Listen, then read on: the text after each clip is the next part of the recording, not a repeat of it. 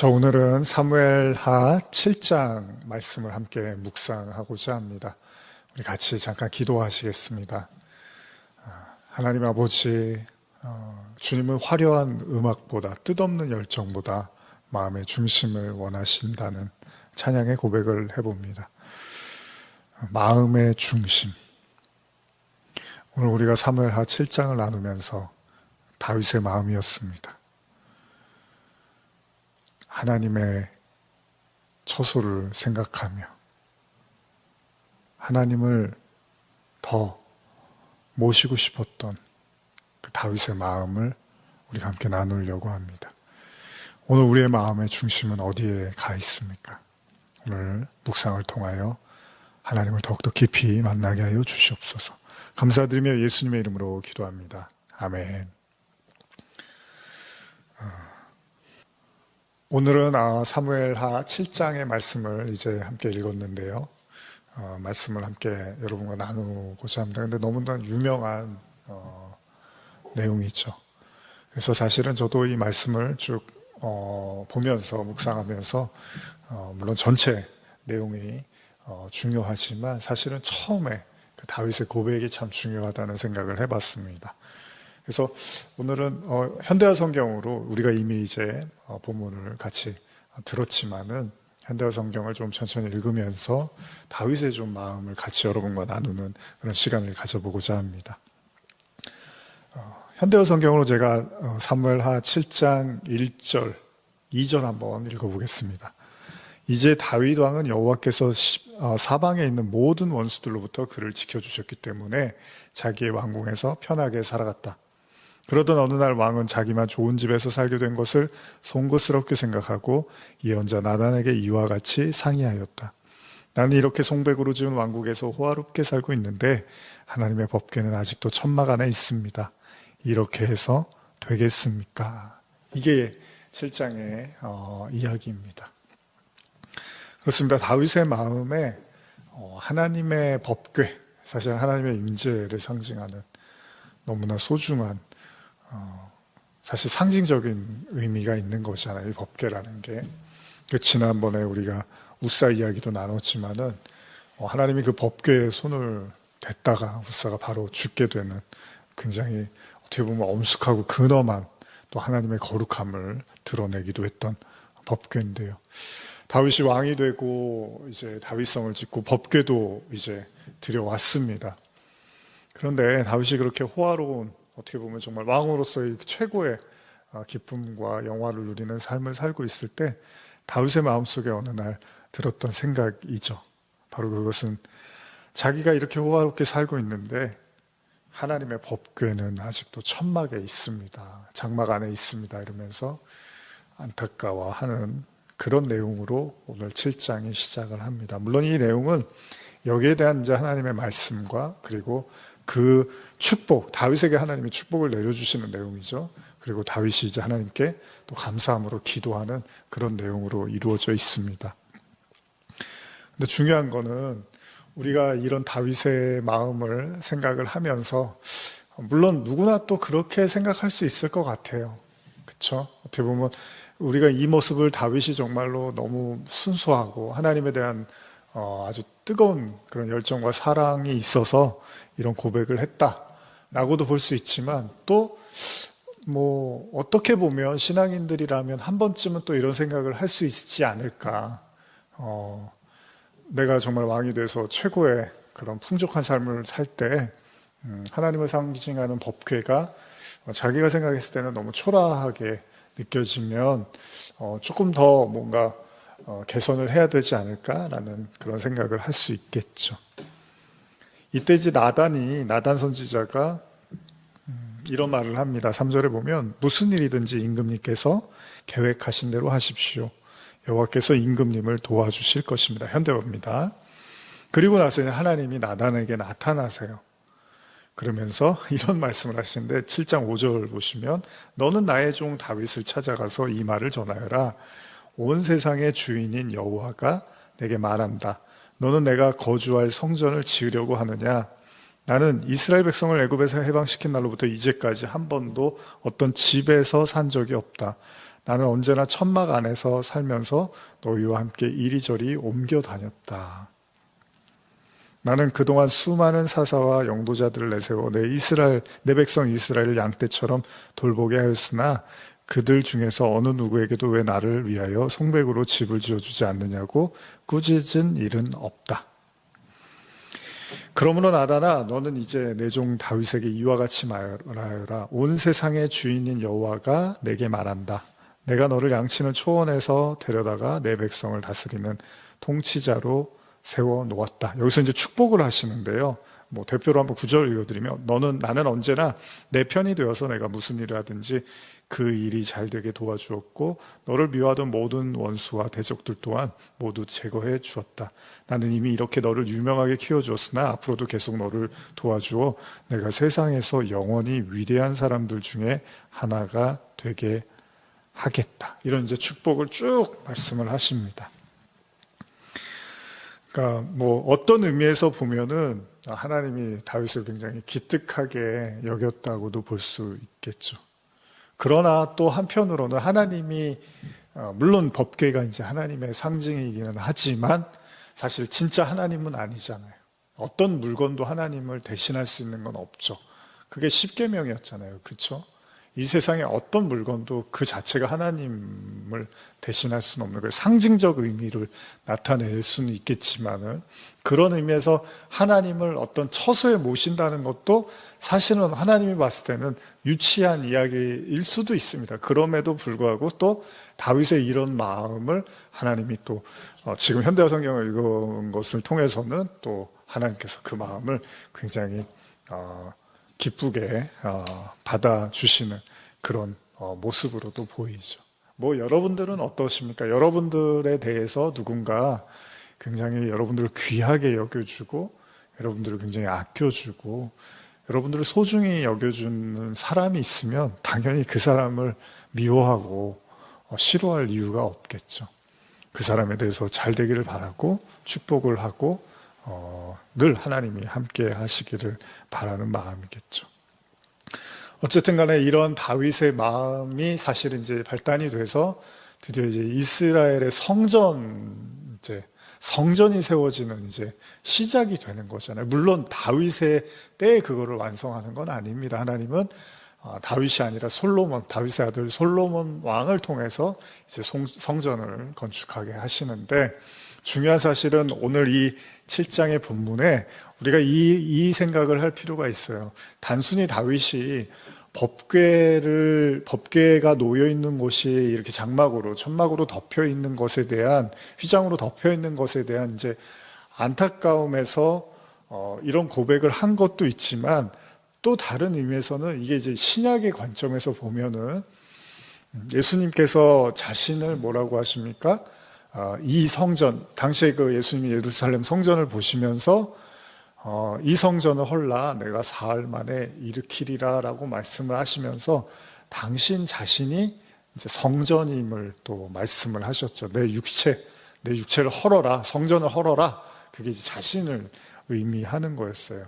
그리고 나서 물론 예수님이 십자가에서 죽으시고 부활하시고 우리가 이미 나눴지만 이제 성령으로 우리 안에 모시면 바울이 그걸 너희가 하나님의 성전인 것을 알지 못하느냐 이제 이런 이야기를 하게 됐죠. 그래서 우리가 그것들을 이제 성전의 개념이 단순히 건물이 아니라 또 물론 성도들의 모임도 교회라고도 하지만 엄밀히 말해서 성령의 그러니까 우리의 마음에 하나님의 성령이 임하면 우리가 바로 하나님의 성전된 자임을 나눴어요.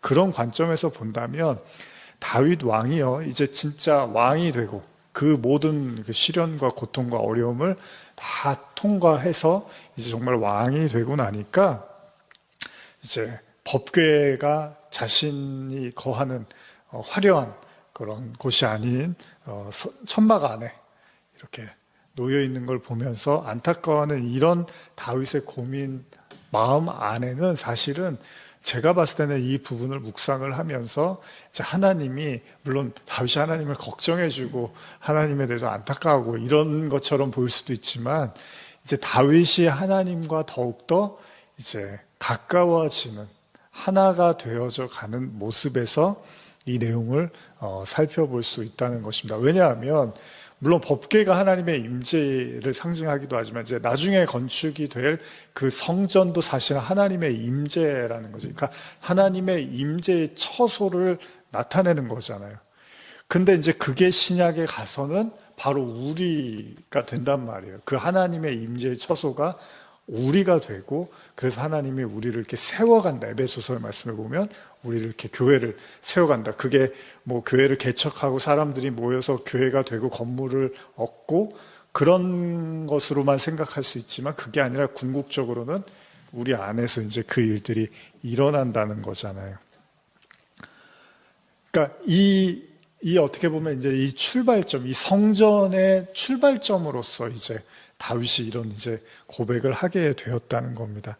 무슨 말씀을 드리려고 하냐면요, 다윗의 마음은 우리가 지난 6장을 통해서도 보았고, 사실 다윗의 인생 자체도 그랬지만은, 다윗은 정말 하나님과 아주 끈끈한, 아주 가까운 그런 하나님께 자신의 마음을 다 토로하고 쏟아놓는 그런 하나님과의 관계를 계속해서 보여줬다는 거예요. 그래서 왕이 되었고 제일 먼저 한 일이 법궤를 자신이 있는 곳으로 옮겨오는 것을 매우 이제 중요하게 여겼던 거죠. 제가 아까 기도하면서도 말씀드렸지만 오늘은 그런 묵상을 하고 싶어요. 뭐 이 내용들 사실 여러분들이 잘 아시는 내용이고, 또 하나님이 축복하고 다윗은 거기에 이제 감사하는 내용들이잖아요. 그러니까 그렇게 어렵지 않은 내용들이잖아요. 그런데 이런 다윗의 마음이 늘 그 하나님의 곁을 떠나지 않았다라는 겁니다. 그래서 불편했던 거잖아요. 혼자만 이렇게 호화로운 생활을 하는 것 같으니까 뭔가 하나님의 법궤를 보면서 마음에 안타까움이 있었다는 것입니다. 그런 의미에서 이제 저와 여러분들도 한번 생각해 보는 거예요. 정말 우리도 이렇게 다윗처럼 마음의 중심으로 그 하나님에 대한 그런 진지함을 가지고 있는가? 그러니까 뭐 나중에도 우리가 나오지만 자주 언급하지만 우리가 시편 51편에 다윗이 그 바세바에 동침하고 큰 죄를 짓고도 그런 고백을 한단 말이에요. 하나님이 제사를 기뻐했다면 내가 정말 최고의 제사를 드릴 텐데 하나님이 기뻐하는 거는 이런 우리의 상한 마음이다. 이제 이런 고백을 하잖아요. 범죄하고 나서. 그러지 않으면 다윗은 할 수 있는 한 모든 방법을 동원해서 최고의 재물을 가지고 하나님께 제사를 드리려고 했다는 거예요. 그런데 거기까지만 다윗이 알았을 때는 그렇게 했겠죠. 그런데 이제 진짜 범죄하고 나니까 다윗이 깨달은 거는 하나님은 그 사람의 마음의 중심을 보더라는 거잖아요. 그러니까 다윗의 마음의 중심, 그게 이제 상한 마음이었다는 거죠.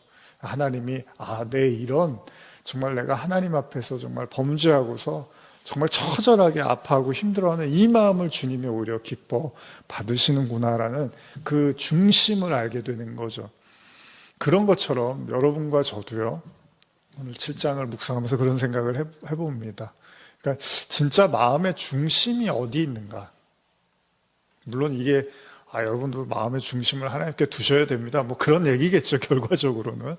그런데 어쨌든 간에 우리가 야고보서를 보면 이렇게 두 마음을 품은 자들아, 뭐 이런 얘기를 해요. 그러니까 마음이 이렇게 분산이 돼 있다는 거예요. 그러니까 마음의 중심이 이렇게 하나가 아니라 이렇게 이리저리 갈라져 있는 거죠. 그래서 이쪽을 생각을 하다가 또 이쪽을 생각을 하다가 이제 이게 두 개면 또 괜찮은데 생각이 많아지면 3개, 4개, 5개, 6개 하면 그냥 마음이 산산이 흩어져, 소위 산산조각이라고 하죠. 마음이 이렇게 흩어져 버리면은 종잡을 수가 없는 거예요, 사람의 마음이. 그러다 보면 뭐를 어떻게 해야 될지를 아무것도 모르겠고 아무것도 확신이 들지 않고, 그러다 보면 점점 이렇게 주저앉게 되고 방황하게 될 수밖에 없겠죠. 근데 다윗의 모습에는 그냥 분명한 그 마음의 중심이 서 있더라는 겁니다. 그래서 소위 하나님 중심적인 삶이라는 거죠. 우리가 뭐 교회 다닐 때 많이, 특히 이제 저도 오래전에 이제 교회 다니면 목사님들한테 많이 하나님 중심으로 살아라, 뭐 이런 말씀을 많이 듣기도 했는데, 여기 보면 아까 제가 잠깐 읽어드린 내용인데 7장 6절 현대로 한 번 더 읽어드리면 나는 이스라엘 백성을 애굽에서 해방시킨 날로부터 이제까지 한 번도 어떤 집에서 산 적이 없다. 나는 언제나 천막 안에 살면서 너희와 함께 이리저리 옮겨 다녔다. 이런 표현이 나와요. 그러니까 두 가지 의미로 보는데 하나는 하나님이 그러니까 이런 의미도 있는 거예요. 그러니까 하나님이 두 다리 뻗고 편안하게 지내는 게 아니라 너희들이 광야에서 옮겨 다니고 너희들이 광야에서 방황할 때 하나님도 같이 너희들을 쫓아다녔다라는 의미가 있고요. 또 다른 의미에서는 이스라엘 백성들이 그 하나님의 법궤를 중심으로 해서 살았잖아요. 그러니까 마찬가지입니다. 이스라엘 백성도 어디에 가든지 간에 항상 하나님의 법궤, 하나님의 말씀, 하나님의 임재를 중심으로 살았다라는 겁니다. 근데 거기까지만 이제 있었는데 다윗이 지금 현대어 성경의 고백에 보면 다윗이 그 하나님의 임재를 그냥 임재로만 생각을 했는데 그 하나님의 임재를 아쉬워하고 안타까워하면서 법궤를 더욱더 이렇게 좋은 곳에 모시고 싶어하는 마음을 가졌다라는 것입니다. 그 마음이 이제 하나님께 하나님이 귀하게 봐주신 이제 그런 내용을 우리가 나누고 있는 거죠. 오늘 그런데 이제 우리 마음은 중심을 어디에 두고 있는가 그런 생각을 해보는 거예요. 뭐 복잡한 얘기를 사실 할 필요가 없죠. 사실은 우리가 염려하고 걱정하고 고민하는 것들의 대부분이 하나님이 마음의 중심에 있어서 그러지는 않겠죠. 그렇죠? 이거는 동의하시겠죠. 그러니까 우리가 하나님을 마음의 중심에 둔다는 것은 단순한 게 아니잖아요.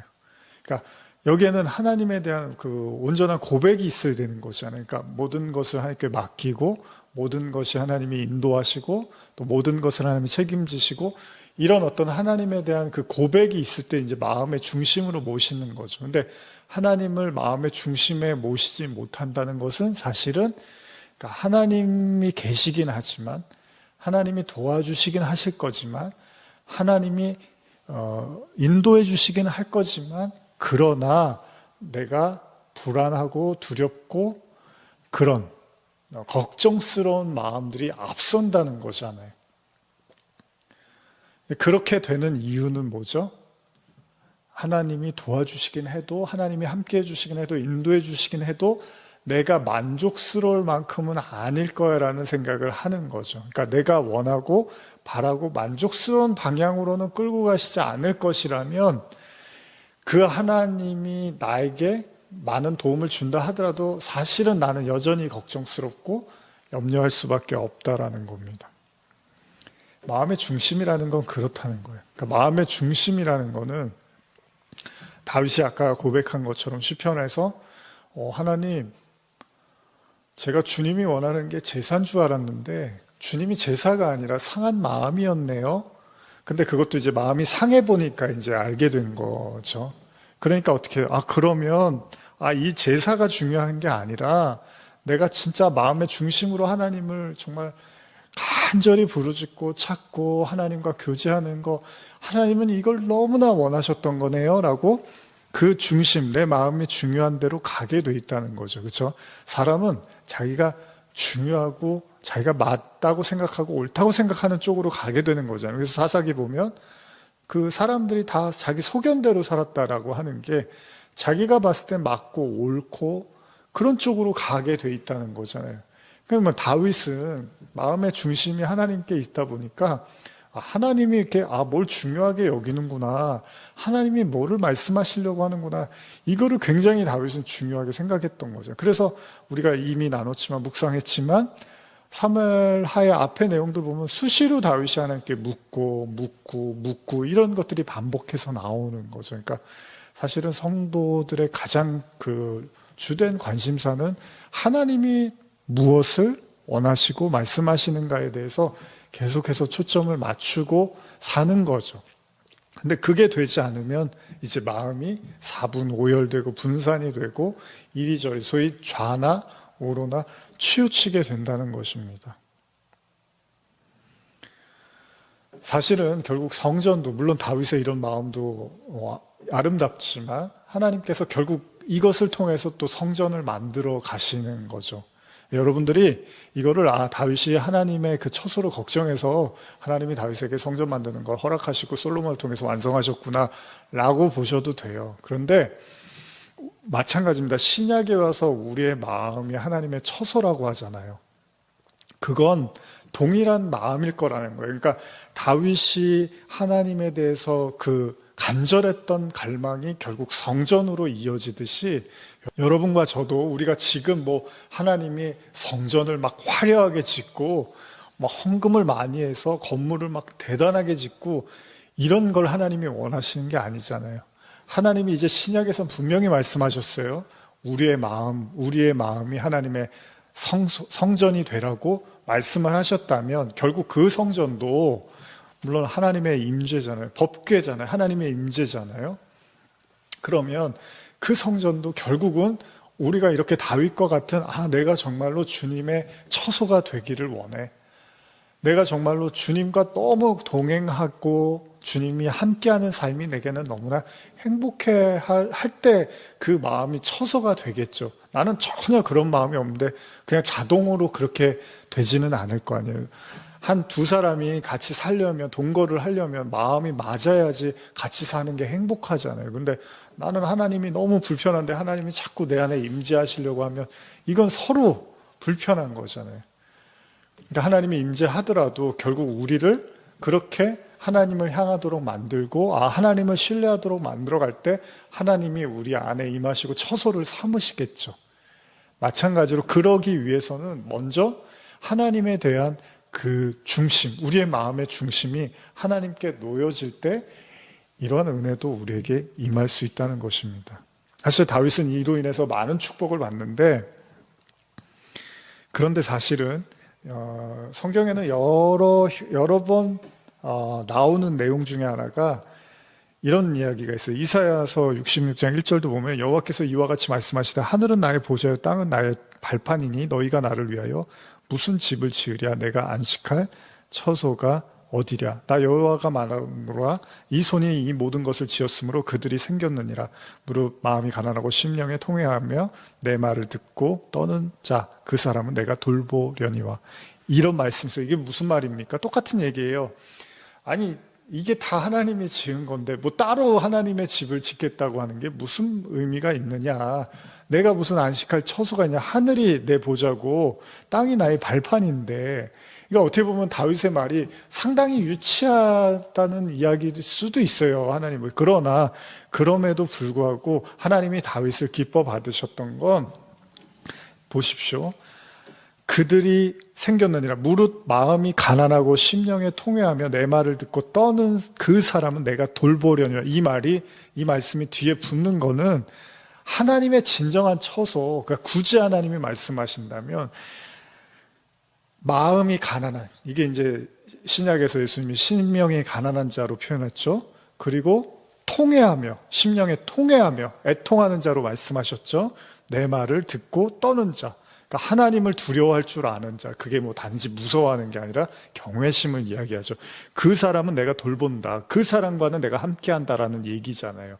그러니까 다 마찬가지입니다. 우리가 하나님의 처소가 된다는 것, 우리가 하나님의 성전이 된다는 것. 다윗 시대에는 진짜 눈에 보이는 성전을 주셨지만 지금 우리는 그건 아니니까. 우리는 지금 하나님이 정말 헌금 많이 드리고 돈 많이 들여서 성전 멋지게 지으면 하나님이 그걸 기뻐하시는 게 아니니까 진짜 하나님 기뻐하시는 건 저와 여러분들의 마음에 성령이 오셔서 성전이 되는 거. 이게 하나님의 진짜 기쁨이란 말이에요. 그러기 위해서는 마음이 가난하고 심령이 통회하며 내 말을 듣고 떠는 자라고 말씀을 하시는 거죠. 똑같은 얘기입니다. 마음의 중심이 그 하나님 앞에 놓여 있을 때 가능한 일이라는 거죠. 다윗이 이런 고백을 해요. 사무엘하 7장 18절 제가 현대어로 읽어드릴게요. 다윗이 나단의 예언을 듣고 성막으로 들어가 법궤 위에 그룹들 위에 앉아 계시는 여호와 앞에 꿇어 앉아 이렇게 기도하였다. 나의 하나님 여호와여, 주께서 저와 제 후손을 그토록 귀중하게 생각하시고 저를 이런 자리까지 높여주셨으나 제게 무슨 공로가 있습니까? 제게는 그만한 자격이 없습니다. 그런데도 19절입니다. 그런데도 나의 하나님 여호와의 주께서 이제 더 큰 일을 계획하시고 먼 후손들에게까지 좋은 일을 약속해 주셨습니다. 그러므로 주님, 제가 더 이상 무슨 말씀을 주께 드릴 수 있겠습니까? 주께서는 저희의 은밀한 생각까지 다 알고 계십니다. 주께서 저를 먼저 사랑하시어 주님의 일을 하도록 불러세우셨고 이제는 주께서 약속하신 일을 모두 그대로 이루어 주실 줄 확신합니다. 그러면서 하나님을 찬양합니다. 영원히 그러니까 이미 다윗의 마음은 그 하나님에 대한 감사와 찬양으로 가득했어요. 그래서 다윗이 시편을 쓴 거잖아요. 그러니까 눈에 보이는 성전은 어쩌면 그런 다윗의 마음, 하나님을 향한 다윗의 감사와 기쁨과 찬양과 그 사랑의 뜨거운 마음을 하나님이 이제 눈에 보이는 성전으로 허락하신 거겠죠. 근데 문제는 뭡니까? 그 마음이 중요한 건데 이스라엘 백성들이 나중에는 그 성전 안에 들어가서 거기가 안전하다고 생각을 한 거예요. 그냥 건물을 우상으로 삼아버린 거죠. 근데 사실은 율법도 항상 그렇지만은 십계명도 그렇잖아요. 어떤 계명이 주어진 것은 사실 그 계명의 본질적 뜻을 갖고 있는데 그냥 그 계명을 그냥 한 문장으로만 이제 기억하고 받아들이고 지키려고 들었다는 거예요. 근데 그 계명이 진짜 지시하고 있는 본질이 있는데 그거를 놓쳐버리면 진짜로 율법주의가 되는 거고 하나님이 하나도 기뻐하지 않는 게 되는 거죠. 그러니까 이스라엘 성전이 이제 무너지잖아요. 무너지는 이유 중에 하나가 그 성전이 우상이 돼버리는 거예요. 제사도 우리가 주일에 나눴지만은 노아 이야기하면서 나눴지만은 제사도 그 제사를 통해서 진짜 하나님이 무엇을 말씀하시는지를 모르고 그냥 소를 양을 그냥 비둘기를 갖다가 바치면 된다라는 그런 것들 형식만 드려버리면 하나님은 오히려 그것을 전혀 받지 않으시고 오히려 하나도 원하지 않는다고 말씀을 하신단 말이에요. 그러니까 하나님은 마음의 중심을 보시는 거죠.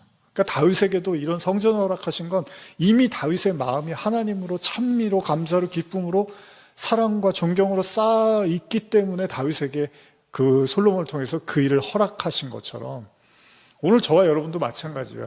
아니 내 삶에서 뭔가 대단한 일이 일어나고 뭐 내가 좀 경제적으로 부유해서 뭔가 좀 재정을 팍 투입을 해갖고 하나님의 영광을 그럴싸하게 좀 나타내고 뭐 그래야지 좀 뭔가 이게 살아있는 신자 아니야? 성도 아니야? 뭐 이런 생각을 하실 수 있지만 하나님은 그거를 원하시는 게 아니라 여러분들의 마음이 진짜로 성전이 뭐 하는데요? 기도하고 예수님이 그러잖아요.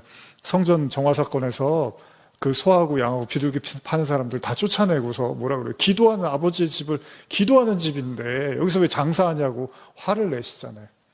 근데 여러분들의 마음이 그 기도하는 하나님과 계속 교통하고 하나님께 말씀을 묵상하고 교회는 그런 곳이잖아요. 그리고 하나님을 찬미하고 감사하고 교제하고 사랑하고 이렇게 기쁨이 넘치면 이미 그 자체가 성전으로 지어져 가고 있는 거죠.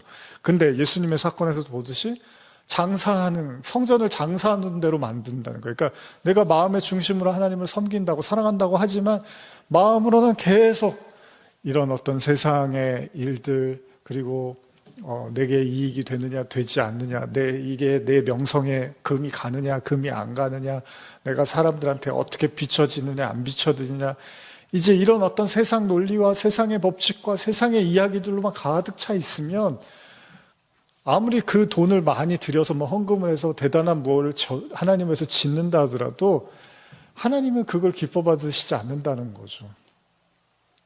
물론 뭐 희생하고 봉사하고 뭔가 하나님께 드린다는 것도 쉬운 일은 아니겠지만 그러나 근본적으로 뭐 그럼 다윗은 뭐 제사 하나님을 사랑하는 마음이 없어서 막 제사 드릴 때 최고의 걸로 제사를 드렸습니까? 그런데도 불구하고 하나님이 나중에 그게 아니라 마음의 중심이야 라고 말씀을 하시잖아요.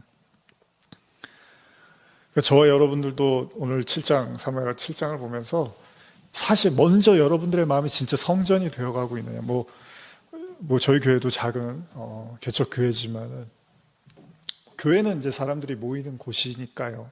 그러나 뭐 교회가 크고 작고 뭐 사람이 많고 적고 그게 중요한 게 아니라 성도 개개인이 한 사람 한 사람의 마음이 그렇게 성전이 되어져 가고 있냐는 거죠.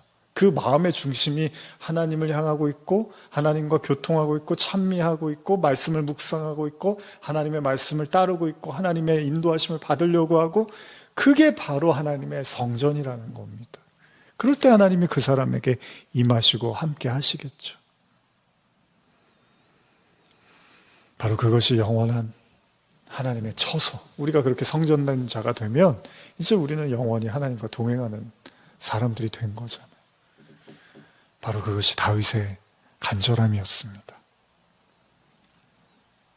법궤를 바라보며 하나님의 처소를 생각했던, 물론 그것이 인간적인 어떻게 보면 유치함처럼 들릴 수도 있겠지만 다윗의 진심 어린 마음, 하나님과 함께하고자 했던 바로 이 마음을 주님 받으신다는 겁니다. 오늘 우리의 마음의 중심은 어디에 있습니까? 오늘 우리의 마음의 중심이 하나님을 향하여 주님을 바라볼 때 하나님이 우리 안에 거하시는 놀라운 은혜와 축복이 함께 하시기를 간절히 원합니다. 우리 기도하시면서 찬양하시면서 또 함께 말씀을 묵상하며 기도하겠습니다.